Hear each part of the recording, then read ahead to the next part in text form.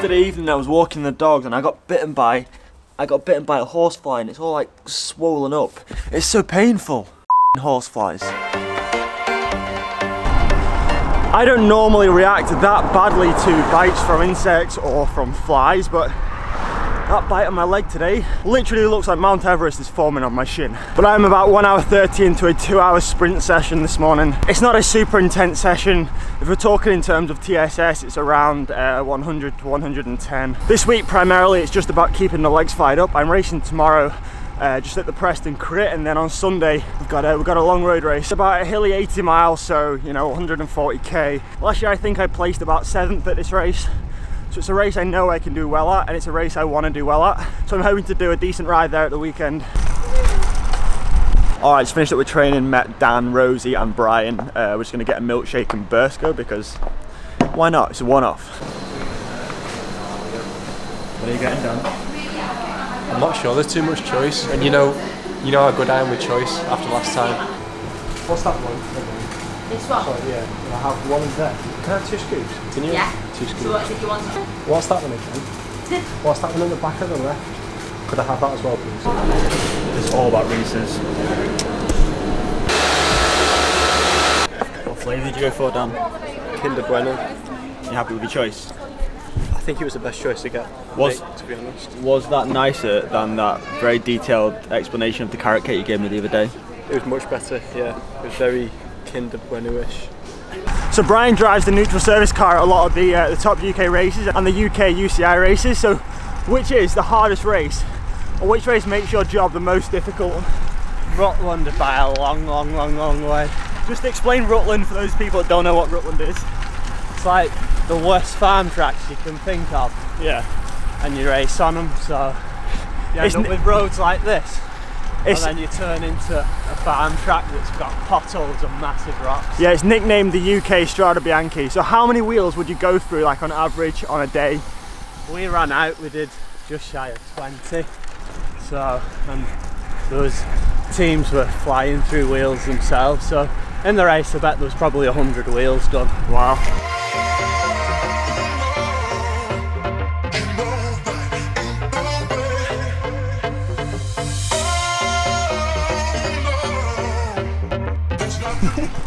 Thank you for the ride. How good. Thank you too, Brian. See you tomorrow. Thanks for the milkshake. So over the past month, since I've started riding more with people rather than just myself, I have been going increasingly more and more to the cafe. But that's alright, it's not as if it's interrupting with my training. I do my training session and then I finish the ride at a cafe that's near my house. In effect, it's basically just like riding home and then getting a coffee when I get home, but instead I'm at the cafe with my friends. It's good for morale. But to make sure my recovery wasn't compromised, on the way to the cafe I stopped off at home, picked up my recovery drink, and when I finished my session at the cafe, I drank my recovery drink. It's a great idea.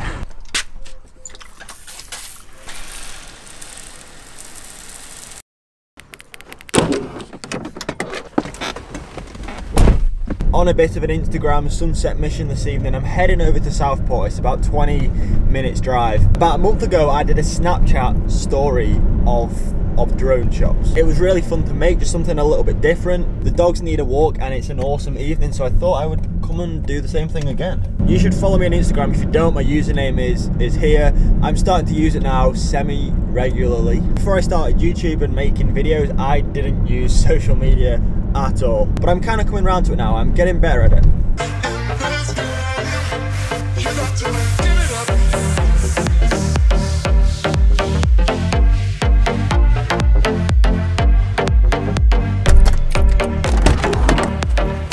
I rushed over to Southport because I thought the sun was already setting, but it's still like, it's still up here. I didn't need to rush at all. I probably should have checked my phone what time the sunset was.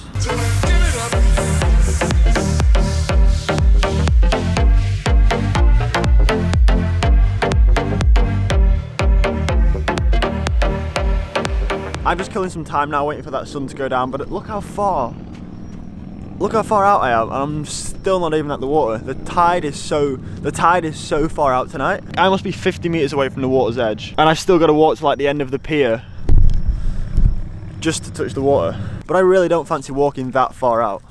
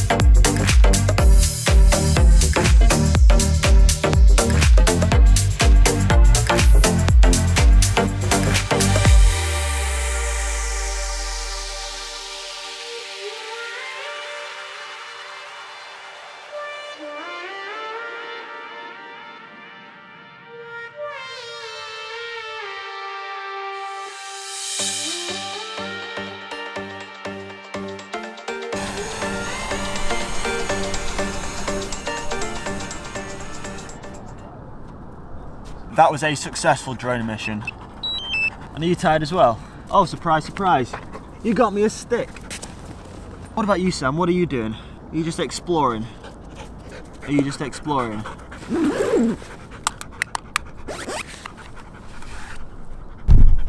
The seafront is just full of people sat there watching that sunset, taking the pictures of the sunset. It is a pretty incredible sunset tonight. But guys, that's where I'm going to end today's video. Thanks for watching. Remember, head over to my Instagram and check out my Instagram stories and give me a follow if you want to. But thanks for watching, and as always, I'll see you tomorrow.